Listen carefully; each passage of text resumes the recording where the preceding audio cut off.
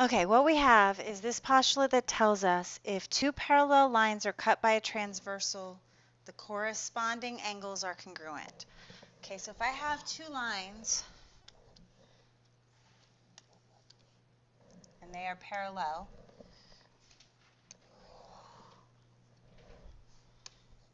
what do I know about parallel lines? Why didn't it work? They never touch, and the reason that they never touch is because their slopes are the same. And so what happens is if these two lines are parallel, they have the same slope. We indicate parallel with arrows, not at the end of the line, but somewhere along the line, pointing in the same direction. These two would indicate that these two lines are parallel, okay?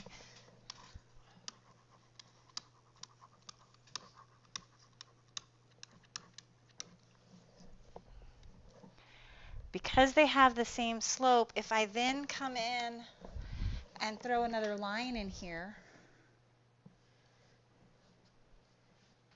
it's going to create angles that are the same. Because this line has the same slope as itself. So here and here, the angle of this line will be the same.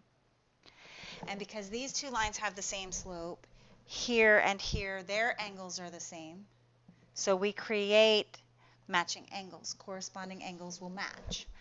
So in this case, angle 1 and angle 5 will have the same measure. And angle 2 and angle 6 will be the same.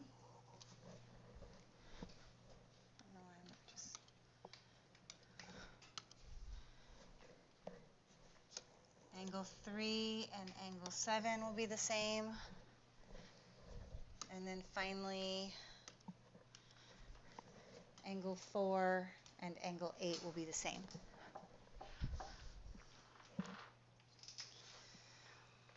So hypothetically, if angle 1 was 80 degrees, angle 5 would also be 80 degrees.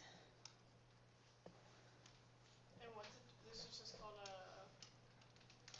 like, what would you call this? Corresponding angle postulate. You could call that.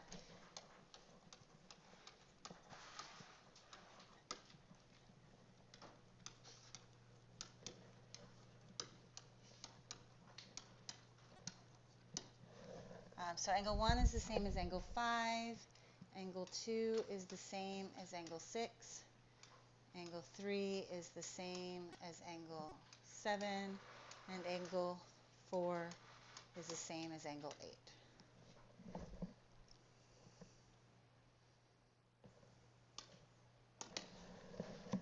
So these theorems have been proven using the corresponding angle postulate. That's how this came about.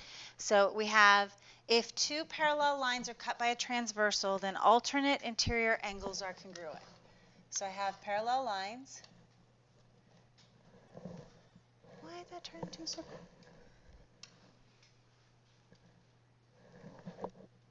You guys saw me draw a triangle, right?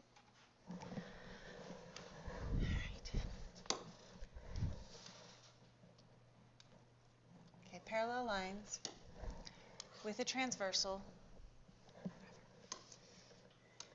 Alternate interior angles will be congruent.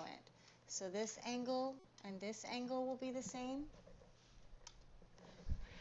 And this angle and this angle will be the same. Here's how this came about. Corresponding angles told me that this angle 1 was the same as this angle 5, correct? 1 and 5. Well, vertical angles tell me that this one and this one are the same. So if 1 is the same as 5 and 1 is also the same as, this was what? 4. That means 4 and 5 are the same. Wait, which one's number 5? This is 5. And this was 2, 3, 4, 6, 7, Okay, so corresponding angles told me 1 and 5 were the same. Vertical angles tell me 1 and 4 are the same. That means 4 and 5 are also the same. Same thing happens with 3 and 6. Corresponding angles told me 2 and 6 were the same. Vertical angles tell me 2 and 3 are the same. That means 3 and 6 have to be the same. Okay, remember, whenever two lines cross, you get matching sets of angles across from each other. Those are vertical angles. So, alternate interior angles are the same. And then we have alternate exterior angles are the same.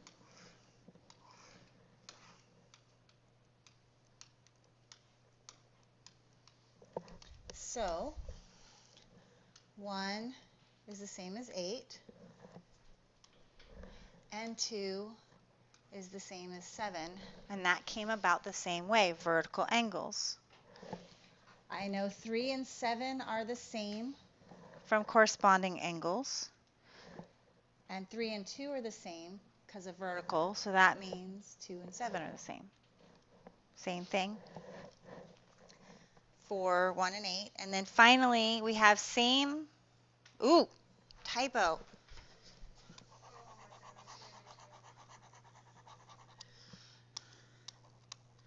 Sorry.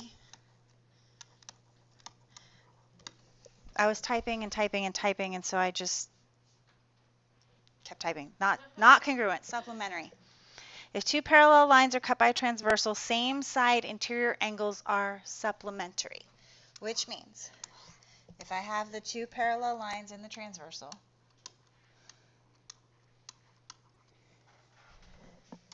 So a transversal could be put in there anyway, with the parallel lines. yeah, 3 and 5 add up to 180, and 4 and 6 add up to 180.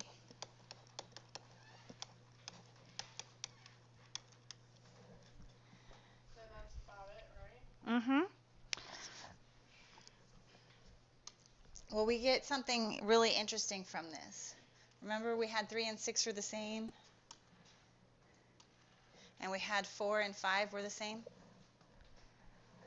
So what you get is red and blue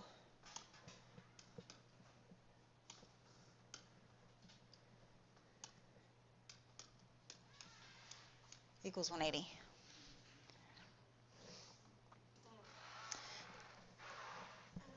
That means any red and blue will add up to 180.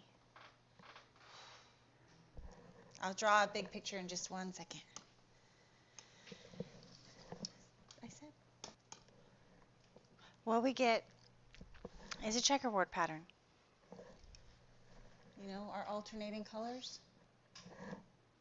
Alternating this way and that way. Anywhere you go, they're alternating. So you get a checkerboard pattern. All of the pink dot angles are equal to each other. So if I know this angle here, I know these other three. They're all the same. All of the blue dot angles are equal to each other. So if I know any one of these, I know all of them.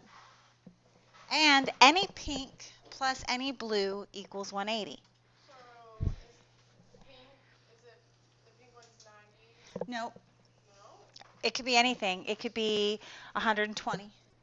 If this pink one down here was 120, all these pink ones are 120. If I know one angle, I know all of them. Because if I know that this one is 120, it adds to a blue to make 180.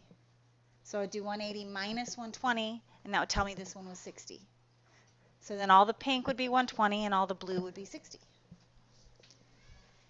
So once you know one angle, you know them all.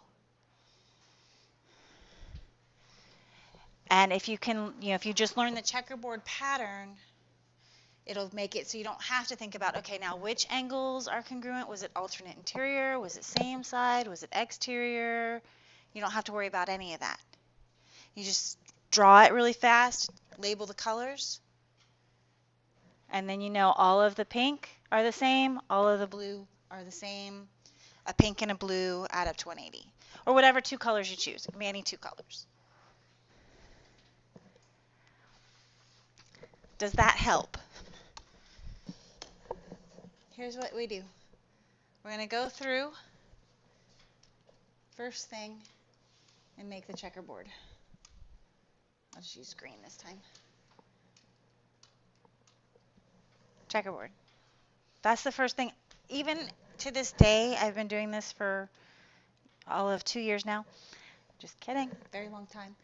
I still make the checkerboard because then I don't even have to really think about it. It's just, oh, they're two different colors.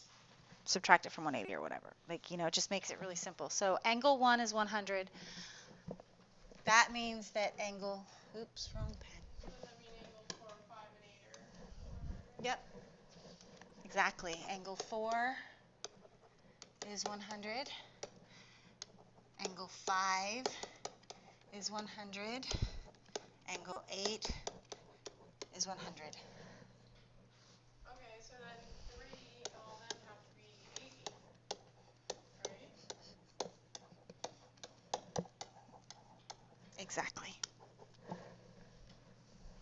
So 100 minus, or 180 minus 100 gave me the 80.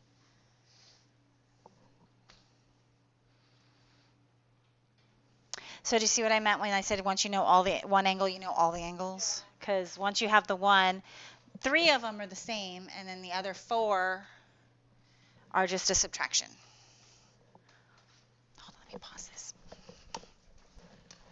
We have angle 1 is 115, and angle 4 is 3x minus 5. But again, I'm just going to go through, and I'm going to make my checkerboard first.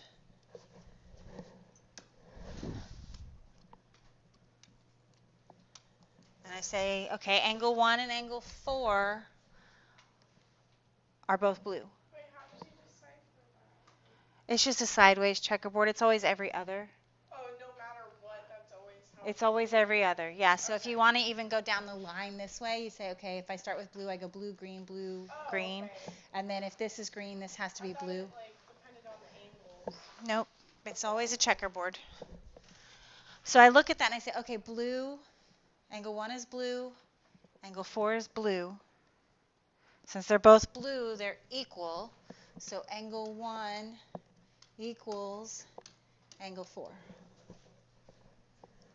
Only I'm going to flip that around because I'm going to put this on this side because that makes it nicer.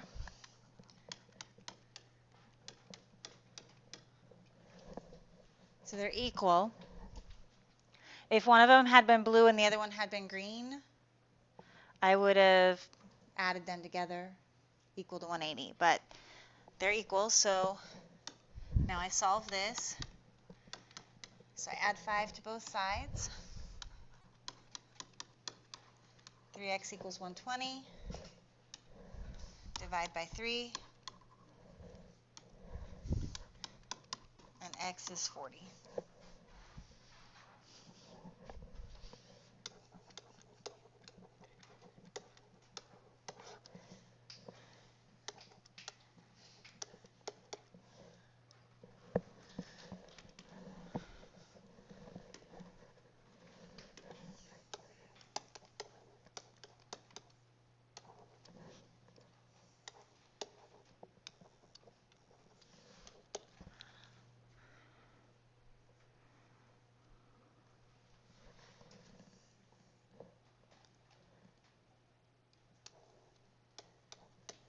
Okay, here's the other scenario.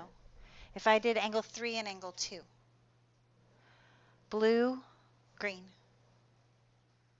Blue and green means that angle 3 plus angle 2 is going to equal 180 because they're two different colors. So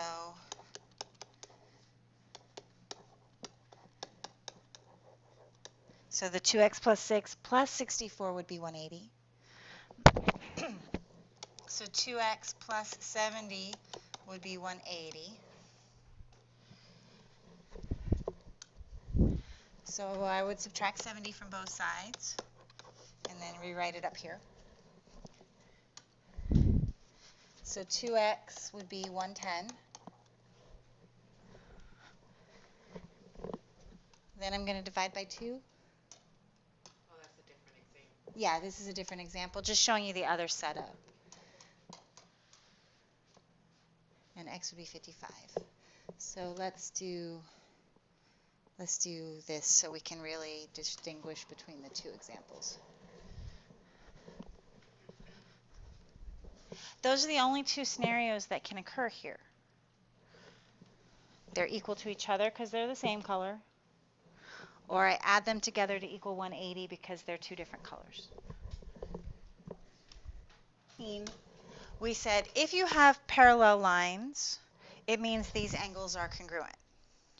Now we're saying if you have some lines and these angles are congruent, that means those lines are parallel. So parallel lines give you congruent angles give you parallel lines. It's just going backwards. So if I have two lines, any old two lines,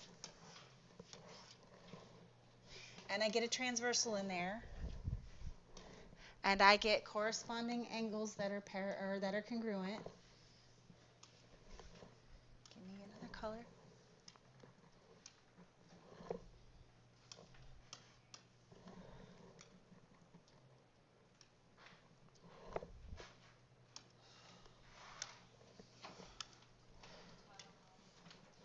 And we'll say this will be line M and this will be line N. And so I say if I have this, I have line M and N, and these, oops, I forgot the other orange.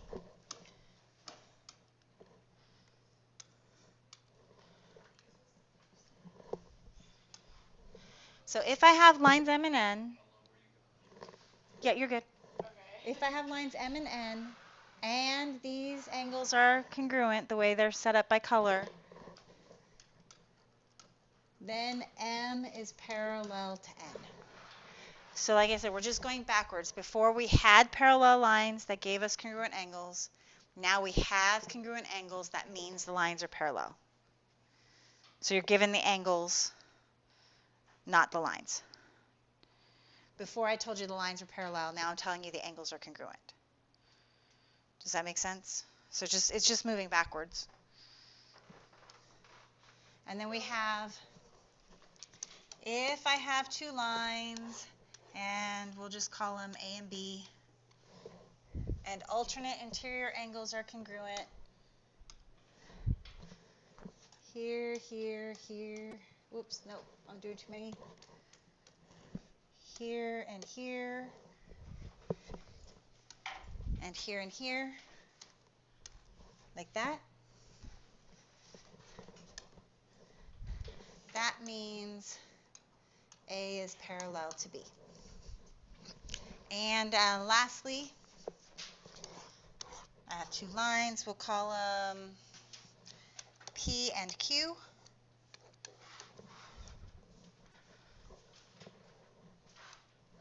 And alternate exterior angles are congruent.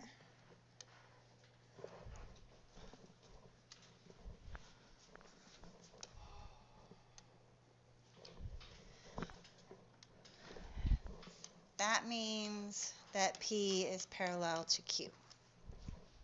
Okay. So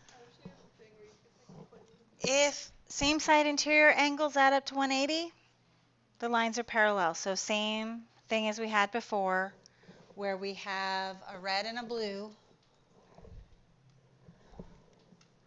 adding up to 180, giving us parallel lines, instead of parallel lines giving us a red and blue adding up to 180.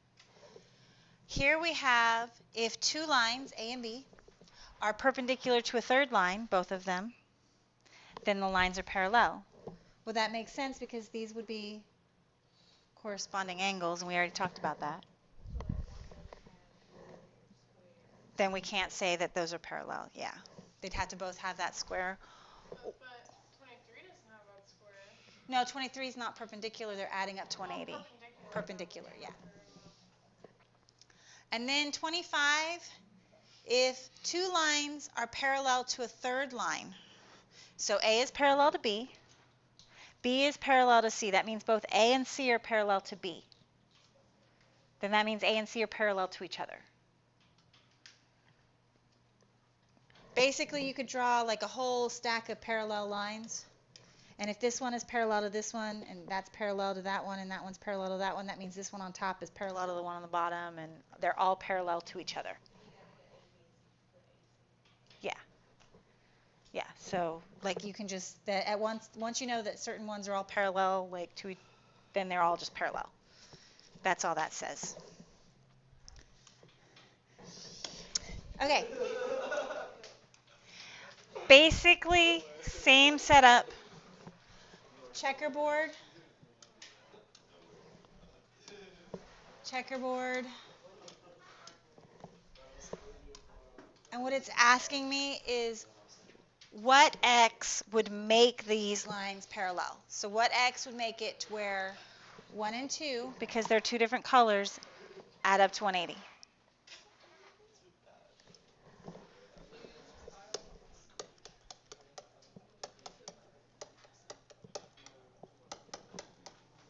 Okay? Blue and green equal 180.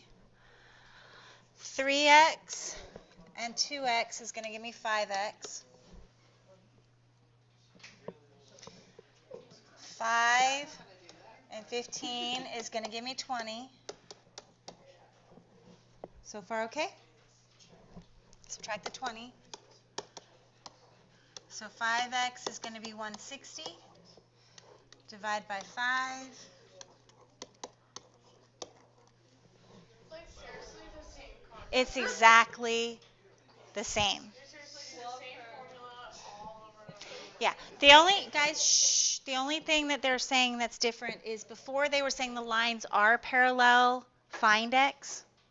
Now they're saying find X to make the lines parallel. It's the same thing, it's just worded differently. But it's the exact So, same thing. so don't let it trick me. No.